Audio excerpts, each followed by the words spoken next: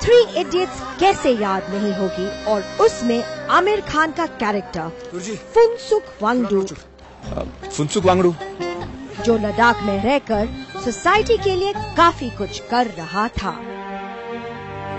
अगर आपको लगता है कि फुनसुक वांगडू जैसे कैरेक्टर्स सिर्फ मूवीज में ही दिखते हैं, जो लद्दाख जैसी मुश्किल जगह में रहकर सोसाइटी के लिए काफी कुछ कर रहे हैं, तो ऐसा नहीं है।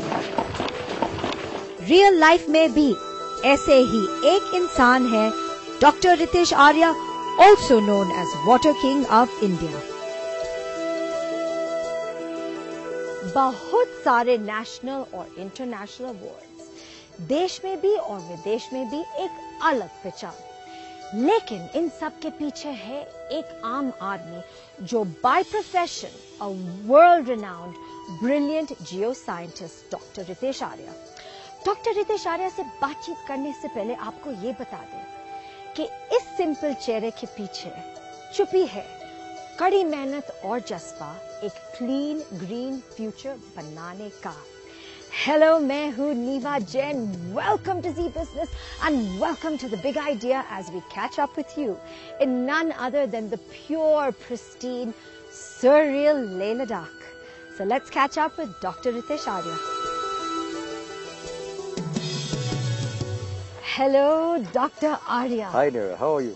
Wonderful to see you, Dr. Arya, or thank you for taking time out to meet us in Leh Ladakh. It's my pleasure. Dr. Arya, आपने अपने लाइफ को एक बहुत सिक्योर गवर्नमेंट जॉब से चालू की। वो सब छोड़कर डॉक्टर, आपने अपने पर्सनल सेविंग्स लगा के पब्लिक सर्विस में। डॉक्टर, ये बताइए क्यों कोई नहीं करते ऐसे? आजकल जमाना में nobody is interested in doing देखिए, मैं एक चीज मानता हूँ, पैसा बाई प्रोडक्ट होता है आपके अच्छे काम का। हाँ। आइडियाज रूल करते हैं वर्ल्ड को, ये मैंने बहुत पहले पढ़ रखा था। तो मेरे पास आइडियाज थे पानी पिलाने के सबको। हाँ। पहाड़ों में, और मैं पहाड़ी हूँ, कसौली से बिलोंग करता हूँ, तो पूरे पहाड़ को मैंने देख रखा है पानी की कितनी किल्लत होती है। लेकिन धीरे धीरे जैसे जैसे हम बड़े होते गए तो इस प्रोफेशन में आने का मौका मिला। हाँ। तो ये कैसे मिला मौका डॉक्टर? ऐसा था कि मैं जब हमने ग्रेजुएशन पोस्ट ग्रेजुएशन खत्म की, हाँ। मैं एक पेलेंटोलॉजिस्ट बनना चाहता था, फॉसिल इकट्ठे करता था। हाँ। लेकिन उसमें कोई पैसे वैसे थे नहीं, पर मेरे पास बिगेस्ट कलेक्शन थी very modest background doctor, humble से हम्बल। बिल्कुल, हमारे पास कुछ पैसे नहीं, तो लेकिन फिर भी मेरे पास इंडिया की लार्जेस्ट कलेक्शन होगी और उसी में मेरी पीएचडी थी, पेलियो एनवायरमेंटल रिकंस्ट्रक्शन करना। हाँ। तो उसके बाद क्या हुआ, एकदम नौकरी मिली। तो हमारे को जो सरकारी नौकरी मिली थी, इसमें 82 रुपीज 80 पैसा पर डे के हिसाब से I was employed as hydrogeologist. That's nothing, doctor. It was too much. It was too much for us at that time because मैंने एमएससी की थी। 500 रुपए में मेरे को मिलता था खर्चा, तो 2500 रुपया, मतलब 5 times increase was tremendous for me. तो उसमें फिर मैंने एक किया। तो जब हम गए तो वहाँ पे रिग का कुछ पता नहीं था, कुछ नहीं पता था, लेकिन धीरे धीरे हमने 2-3 साल लगा के एक ऐसे मेथोडोलॉजी अडॉप्ट तैयार की जिसमें हमने 100% एक्सप्लोरेशन में मास्टरी कर ली अपनी, कि ग्राउंड वाटर हम वहीं पे ड्रिल करते थे जहाँ पे पानी मिले। Yes, doctor, you're the पहले water king of India. हाँ, तो उसमें क्या हुआ कि धीरे धीरे ये होगा। और फिर मेरे को एक चाइना में एक मौका मिला, अपनी इंटरनेशनल कॉन्फ्रेंस थी जियोलॉजिकल की। तो उसमें एक मौका मिला प्रेजेंटेशन देने का। तो वहाँ पे हमारी मुलाकात एक वाटर एड से आए थे कुछ लोग, उनसे हुई। वो दलाई लामा जी के लिए 1959 में तिब्बती यहाँ से चाइनीज एग्रेशन के बाद यहाँ पे आ गए थे और ले में बस गए थे चोगलम सर में। तो उनके लिए कुछ करना चाहते थे पानी के लिए। तो उनको वो लैंड दिया गया था जहाँ पे बिल्कुल पानी नहीं था। लैंड था पर पानी नहीं था। तो काफी मेरे से पहले जो लोग आए थे उन्होंने काफी रिपोर्ट दी। सब इंदस, ये जो हमारे साथ बैरी है इंदस, यस, बताइए हमारे व्यूअर्स हम कहाँ खड़े हैं। हाँ, ये सिंधु नदी है जहाँ पे हम खड़े हैं। और इसी को and this is the Zanskar Confluence. ये बेसिकली दो चीजें जियोलॉजिकली थोड़ा मैं बताता हूँ इसमें आपको। इंडिया और चाइना 60 मिलियन साल पहले, 60 मिलियन ईयर्स पहले इंडिया और चाइना ऐसे कोलाइड किया था।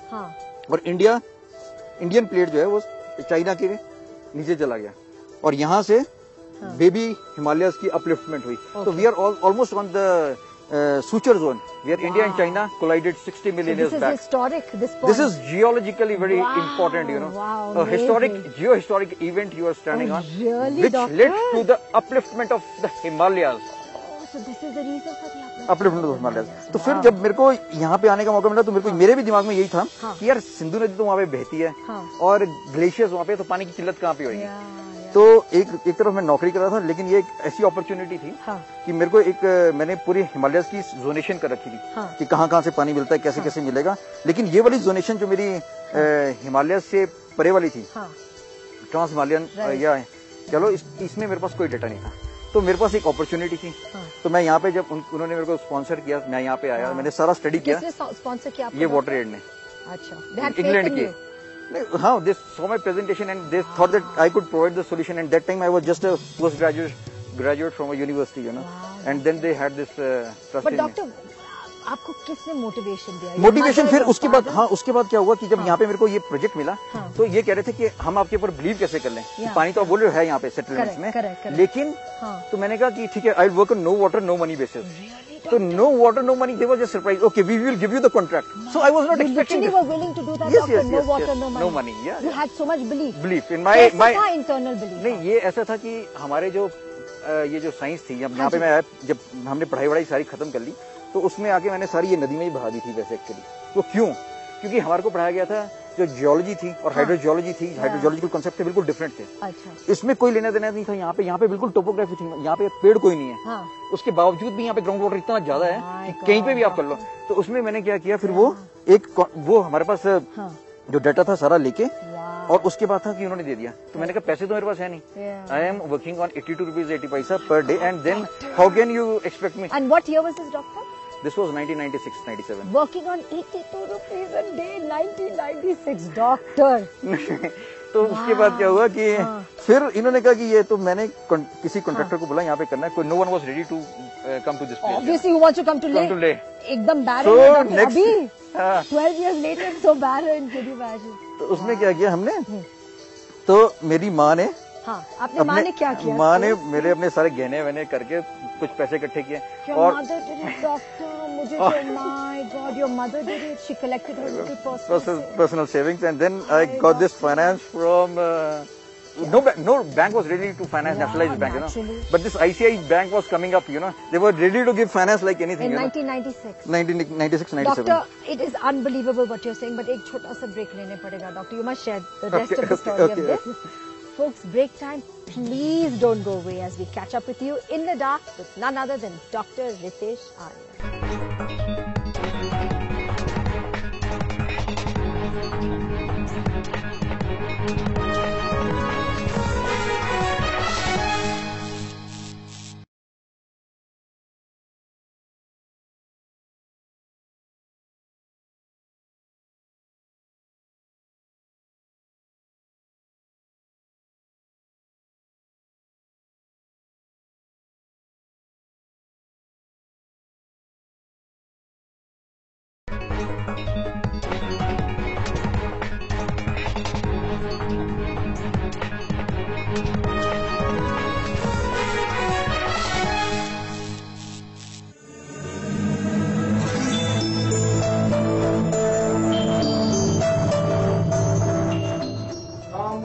प्रकाश करना चाहिए बादशाह महाराज जी हो आगे लाते और प्रसादियां।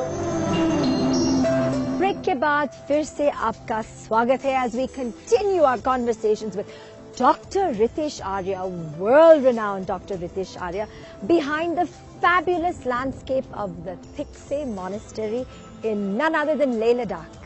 And this is just replica of Lhasa in Tibet. Oh wow, doctor, अच्छा interesting.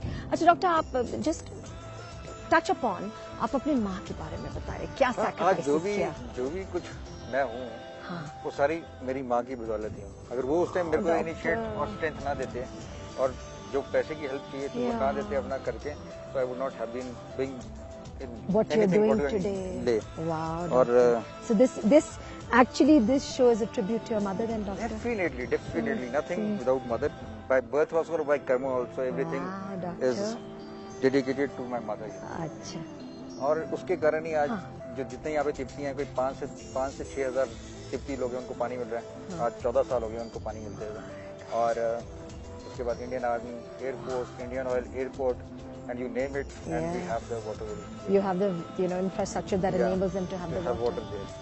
हाँ, सियाचिन में भी जब हम गए थे तो वहाँ पे भी पहले लोग सोल्जर्स बर्फ पिला रहे थे, और मैं इतना दर्द हो गया था मेरे मन में कि ग्राउंड वाटर होते हुए भी लोग वहाँ पे बर्फ पिला रहे थे। और वो 2000 में जब कारगिल की लड़ाई हुई थी, we were given this opportunity to drill a borewell in Siachen Hospital and Siachen Glacier, और उसके बाद आज तक किसी ने वहाँ पे बेस में बर्फ नहीं पिघलाई है, और वो पानी पी रहे हैं जैसे हम नॉर्मली पीते हैं। Thanks to you doctor. अच्छा डॉक्टर, आपके मानने में natural calamities are God given, God controlled, ये सोच तो बिल्कुल नॉन साइंटिफिक है। तो एज ए साइंटिस्ट हमें बताइए, हमें समझाइए आपके लिए। देखिए क्या होता है, गॉड कह दें तो मतलब ऐसे लगता है, लेकिन अगर इसको हम भगवान कहें तो भगवान शब्द क्या है? आपके मायने में भगवान क्या होगा? मैं वैसे आपसे पूछता हूँ। भगवान तो अंदर है, अंदर है, कुछ भी कुछ बोल देगा, लेकिन जो साइंटिफिक है, साइंस बिहाइंड भगवान क्या है? अच्छा, भगवान 5 शब्दों से बना, अक्षरों से, भ, ग, वा, न। भ से भूमि, ग से गगन, व से वायु, अ से अग्नि, न से नीर। तो हमारे को जिंदगी में कोई भी कार्य करना है, वो हमारे को इन 5 तत्वों को याद करते ही करना है। तो ये भगवान मतलब साइंस कह लो या विज्ञान, अगर साइंटिस्ट कह लो तो गलत है, अगर विशेष ज्ञान कह लो और भगवान के बारे में 5 तत्वों को ज्ञान करते हुए आपने कार्य करना है, तो सब चीजें बहुत आसान है। एनवायरमेंट फ्रेंडली हम बोलते रहेंगे, लेकिन अगर भगवान को याद करते हुए, इन 5 तत्वों को याद करते हुए हम कार्य करेंगे, तो हम कभी भी एनवायरमेंट के साथ खिलवाड़ नहीं करेंगे, एनवायरमेंट हमारे साथ खिलवाड़ नहीं करेगी, और हम एक अच्छी जिंदगी एनवायरमेंट के साथ जिएंगे। ग्लोबल क्लाइमेट, ग्लोबल वार्मिंग का एक हुआ क्रिएट कर दिया गया वेस्टर्न साइंटिस्ट के द्वारा, क्योंकि वो भगवान को नहीं समझ पाए, असल में भगवान को नहीं समझ पाए। उन्होंने पोल्यूशन को और पोल्यूटेड टेक्नोलॉजीज को एक कारण बना लिया। ओजोन डिप्लीट हो रही है, ग्रीन हाउसेज इंक्रीज हो रही हैं, और उसके कारण ये ग्लोबल वार्मिंग बढ़ रही है। पर ये ट्रुथ नहीं है। हमने यहाँ पे बोरवेल्स ड्रिल कर रहे थे आर्मी के लिए, तो वहाँ पे इंडस ग्लेशियर का हमने एविडेंसेस फाइंड किए, और उसके बाद यहाँ पे सी साइकिल्स, जियोमॉर्फोलॉजिकल एविडेंसेस फाइंड किए, यही मतलब लद्दाख में इंडस के बैंक्स में, जो ये दर्शाते हैं कि ग्लोबल वार्मिंग और ग्लोबल कूलिंग एक साइक्लिक प्रोसेस है। चाहे आप जितनी मर्जी गैसेस इंक्रीज कर दो, जितना मर्जी पोल्यूशन इंक्रीज कर दो, ग्लोबल वार्मिंग के बाद अपने आप it will get back, global cooling आनी ही आनी है। इसमें कोई परिवर्तन नहीं कर सकता। अगर हम कहें कि हम ये करें, अगर ऑयल के नीचे से वॉल्केनो जितने भी हैं फूट भी जाएं, जितना भी ऑयल हो जाए, ग्लोबल कूलिंग उस टाइम भी आ जाएगी। It has nothing to do with pollution. और उसमें क्या है? Pollution or man-made substances or man-made has nothing to do. So pollution can be controlled by improving the technologies. Correct. But global warming and global cooling process inevitable. is inevitable. अच्छा, it's nature. It's nature. So अब ये एक Thiksey monastery है, लेकिन ये पहाड़ पे क्यों बनाई गई? इम्पोर्टेंट है, क्योंकि ये यहाँ पे देख रहे हैं हम, ये चैनल आ रहा है, और यहाँ चैनल क्या था, कभी भी ग्लेशियर आ सकता था, कभी भी एवलांच आ सकता था, कभी भी फ्लैश फ्लड आ सकता था।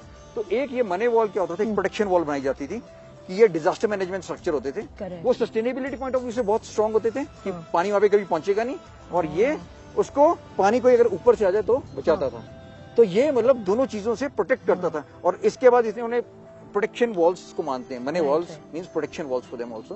और पर दे अगर इसको हम जियो साइंटिफिक वे से दें, और इनकी मैंने जहां पे भी हमने स्टडी किया है पूरे लद्दाख में, जहां पे भी मनी वॉल बनी है, उसका एक डिजास्टर इम्प्लीकेशंस मीनिंग है उसके बाद। और जितना भी अगर आप ये देखेंगे मोनेस्ट्रीज हैं, इनमें पहले था सिर्फ लाइट के लिए प्रोविजन था। कई कई जगह आप देख रहे हो छोटी छोटी विंडोज हैं, वो देख रहे हो आप ऊपर, छोटी छोटी हैं, लेकिन with global warming they need not only sunlight but they need heat also. तो उसमें प्रोविजन। अच्छा डॉक्टर, आपने लद्दाख को क्यों चूज किया अपने? देखिए वो ऐसा था कि मतलब मैंने आपको बताया कि वो एक ये डेस्टिनी डिस्टाइंड होती है।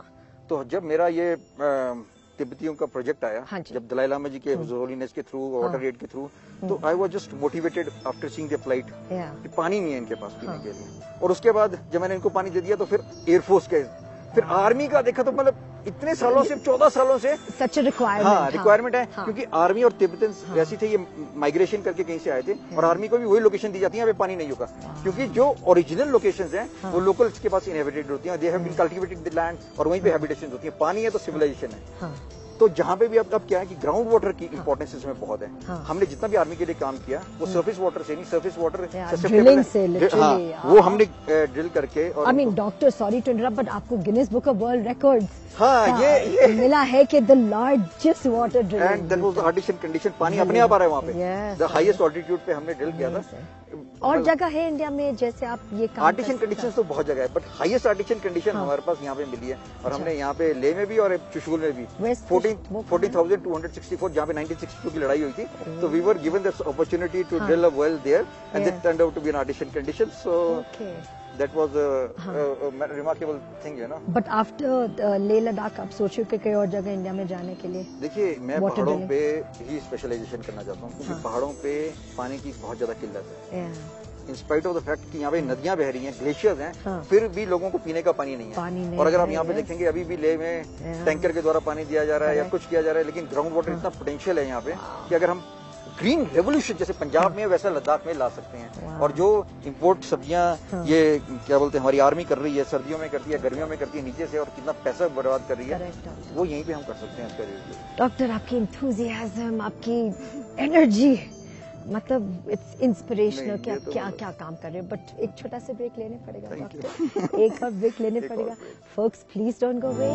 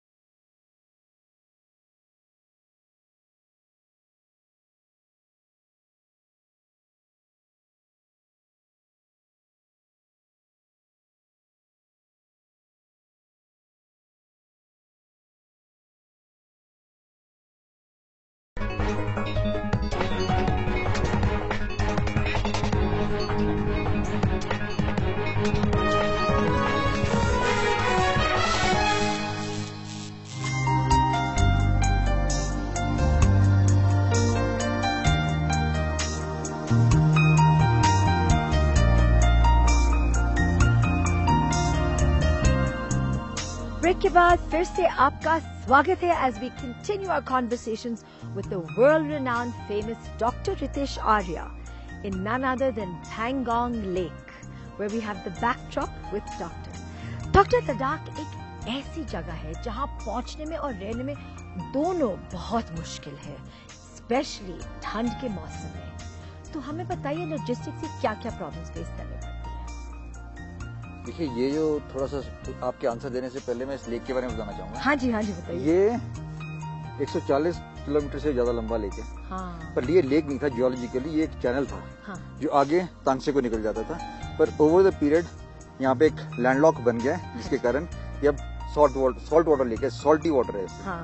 कोई वेजिटेशन नहीं है यहाँ पे, फिशेस वगैरह कुछ नहीं है। लेकिन अगर इसको पैंगोंग के लोकल लैंग्वेज में इसका मतलब होता है ग्रीन स्लोप्स। पहले यहाँ पे ग्रीन स्लोप्स रहती है, और लाइक लिटरली 7-8 शेड्स का है ना, बहुत शेड, जितना सूरज की रोशनी बदलती रहती है उतने इसके शेड बदलते रहते हैं। अच्छा। और coming to your question now, ऐसा हुआ था कि जब यहाँ के 6 महीने से ज्यादा यहाँ पे रास्ते बंद रहते हैं। हाँ जी। लद्दाख आज भी करेक्ट मतलब 60 साल की इंडिपेंडेंस के बाद भी मेरे को ही लॉजिस्टिक नहीं, मतलब यहाँ पे पूरी जो लोग हैं यहाँ पे उनको वो आर्मी लोग सबको। और उसमें क्या है कि जब हम यहाँ पे आए थे 1998-99 में, तो कारगिल की जो टेंशन थी बहुत ज्यादा, राइट कारगिल का भी था। और उस टाइम क्या था, जब हमारी ये गाड़ी आना था वहाँ से, हाँ जी, चंडीगढ़ से, तो इतनी आर्मी में प्रॉब्लम हो गई थी कि इसको लेके कैसे जाएंगे, तोप है। तो रात में हमारी गाड़ी की मूवमेंट हुई थी सारी, और फिर हम यहाँ से लेके आए थे। यहाँ पे कई बार क्या होता है कि आदमी को लाना भी बहुत मुश्किल है, क्योंकि जो एक बार आ जाता है वो मुश्किल से द्वारा, तो इनका मोरल हाई रखने के लिए उनको मोटिवेट करना पड़ता है। नहीं यार, ये देश के लिए भी फ्रस्ट्रेशन नहीं लगता है डॉक्टर? मेरे लिए तो ये वर्जिन मतलब एक जियोलॉजी है, और ये वर्जिन क्या आप कह सकते हो कि लैंड है, और जितना ज्यादा इसके बारे में मैं जानता हूँ उतना ज्यादा मेरी और क्यूरियोसिटी बढ़ती रहती है। क्योंकि आपके साथ बात करके लगता है कि इतनी इजी है, आसान है, क्योंकि ये जो पहाड़ है ये खुद बोलते हैं। एवरी टाइम आई कम, तो there is a question which I have to get answered, you know. तो इतना ज्यादा ये कनेक्टेड है। तो इसमें क्या रहता है, कभी मैं अकेला नहीं होता हूँ, मतलब almost I am travelling alone, but I am not alone because they are with me. The energy is there, and then rocks are there, the river is there, the mountains are there, और उनके बारे में जानने की इच्छा कि ये इनका मतलब उत्पत्ति कैसे हुई है, इनकी डेथ कैसे हो रही है, इनका इवोल्यूशन कैसे हो रहा है। तो एक प्रोसेस जो है इनके साथ, तो मैंने कॉन्सेप्ट एक डेवलप किया बायोजियोलॉजिकल एवोल्यूशन। ये रॉक्स भी बोलते हैं, इनकी भी जन्म होता है, इनका भी डेवलपमेंट होती है और इनकी भी डेथ होती है। तो ये एक सिनोनिमिटी बिटवीन मतलब आदमी के और बायोलॉजिकल लाइफ और जियोलॉजिकल लाइफ। तो इसको कंबाइन करके इनको देखा जाए तो लाइफ इतनी आसान है इनके साथ जीना ना, you are never alone. But doctor, how do you motivate your people? आप मोटिवेशन क्या होता है जब आप खुद मोटिवेट रहते हो तो उनकी एनर्जी उनके पास ट्रांसफॉर्म हो जाती है। और वो भी इतना ज्यादा मतलब इतनी टफ कंडीशंस में, आर्मी के पास तो फिर भी सपोर्ट होता है, हमारे पास कोई सपोर्ट नहीं। अगर मैं आपको दिखाऊंगा, अभी रिग हमारी यहाँ पे लुकुंग में लगी हुई है, ये Lukung means starting point of lake, तो अगर वहाँ पे दिखाऊंगा तो उनके पास कुछ भी नहीं है, लेकिन फिर भी वो मोटिवेटेड है। डॉक्टर, आप जियोथर्मल स्प्रिंग्स के लिए काफी फेमस है, क्या आप आसान लैंग्वेज में हमारे व्यूअर्स को समझा सकता है the relevance and importance of geothermal springs? Geothermal, geo का मतलब अर्थ और थर्मल का मतलब हीट। जो एनर्जी या हीट धरती से पैदा की जाती है उसको जियोथर्मल बोलते हैं। और उसको एनर्जी को यूटिलाइजेशन करने के लिए बहुत सारी कंट्रीज के लोग बहुत काम कर रहे हैं। Iceland, America, New Zealand, Australia, Indonesia, Malaysia, तो ये सारे कर रहे हैं। हमारे पास भी 10,000 मेगावाट का पोटेंशियल है, लेकिन आज तक हमारे पास कोई भी एक जियोथर्मल प्लांट नहीं है। क्यों? ये हमारी जैसे पॉलिसी है अभी सोलर मिशन के लिए, यहाँ पे क्या है कि जो हमारी गवर्नमेंट ने न्यूक्लियर पावर प्लांट्स के लिए तो अपनी सरकार दाव पे लगा दी, लेकिन जियोथर्मल के बारे में कोई नहीं सोचा। बट क्यों नहीं सोचा? आगे नहीं सोचा क्योंकि यहाँ पे या तो उनकी विजन नहीं है इसके बारे में, तो आगे और पॉलिटिकल विल भी नहीं है। न्यूक्लियर पावर प्लांट्स अभी फुकुशिमा और चेरनोबिल के बाद एकदम एक न्यूक्लियर बॉम्ब की तरह हो गए हैं, ये कभी भी फट सकते हैं। लेकिन एक जियोथर्मल एनर्जी ऐसी है, अब देखिए सोलर नहीं है तो सोलर एनर्जी नहीं होगी, विंड नहीं है तो विंड एनर्जी नहीं है। अगर ऐसे हाइडल पावर प्रोजेक्ट्स क्लाइमेट से डिपेंडेंट है, अगर ग्लेशियर सारे खत्म हो गए, हमारे सामने देख रहे हैं ग्लेशियर्स आर ऑलमोस्ट एक्सटिंक्ट और on the verge of extinction. ये देखिए जितने भी आपके पास है बिल्कुल पीक पे रह गए हैं, थोड़े रह गए हैं और इतनी on the verge of extinction है। तो जितना भी आपके पास हाइड्रो पावर भी आ रही है वो भी बिल्कुल लिमिटेड हो जाएगी, क्योंकि ये क्लाइमेट से है। एक जियोथर्मल एनर्जी ऐसी है, तो इसमें हमने क्या किया था, अभी 2008 में एक कॉन्सेप्ट मैंने डेवलप किया, वो है अग्नेयोद्गार। अग्नेयोद्गारा था एनर्जी फ्रॉम लावा, तो इसको भी हमने जियोथर्मल में भी स्पेसिफिक कर दिया है, एनर्जी फ्रॉम लावा। और उसमें क्या है, energy from lava is available everywhere at shallow depth. If we can tap it we can produce not megawatts but gigawatts of power.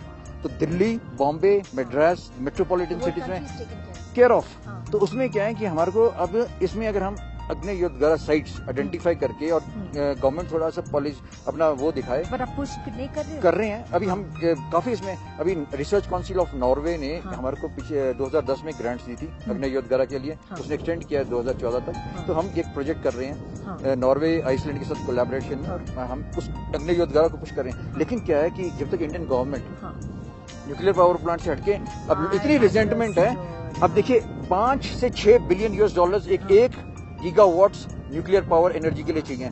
जबकि अगर एक पब्लिक सेक्टर या कोई private 2 to 3 billion US dollar की इन्वेस्टमेंट इसमें करते हैं, तो we can produce 1 gigawatts of power in Agneyodgara sites. इसमें क्या है कि this is the future of that. अभी क्या है, जितने हॉट स्प्रिंग्स चल रहे हैं, सदियों से चल रहे थे, अगर मणिकरण में जाओ, आप तत्तापानी में जाओ, कहीं पे भी चले जाओ, तो वो हॉट स्प्रिंग्स निकल रहे हैं, अभी तक वो एनर्जी आ रही है। तो हमारे जो पूर्वजों ने वो मतलब हमारे वो लेसन हैं कि हम उसको डिराइव कर सकते हैं, लेकिन कहीं ना कहीं हम लैक कर गए हैं उसको करने में। अभी आइसलैंड ये जियोथर्मल एनर्जी सरप्लस पूरे यूरोप को दे रहा है, लेकिन हम कहीं ना कहीं चूक गए हैं इसमें। और अभी भी अगर हम इसमें पॉलिटिकल विल दिखाएं और पब्लिक जो प्राइवेट सेक्टर है कुछ मर्ज हो जाए तो इसमें बहुत एनर्जी। और ये जैसे हमारा स्लोगन है इसमें, Agneyodgara is safe, free, clean, green, sustainable, renewable energy for all by 2050. And for the future, for our children. And yes, it's free energy for all.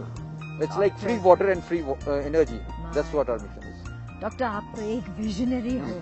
I mean, you're a true blue visionary, और इतना अच्छा लगा आपके साथ बातचीत करने में। Really, बहुत अच्छा लगा। Only wish you all the best. इतना आपने सितंबर एंड अक्टूबर में आप यहाँ पे आ रहे हो, जब दुनिया सारी यहाँ से चली जाती है एज अ टूरिस्ट और आप इतना हिम्मत करके यहाँ पे आए हो, this was an inspiration for all of us that you have made it. Doctor, it was such an honour and pleasure to meet you and we wish you all the best. Thank you very much. आपकी माँ को एक special thank you very much. She had faith in you. और देखो आप कहाँ पहुंचे। Thank you so much for this. Thank you.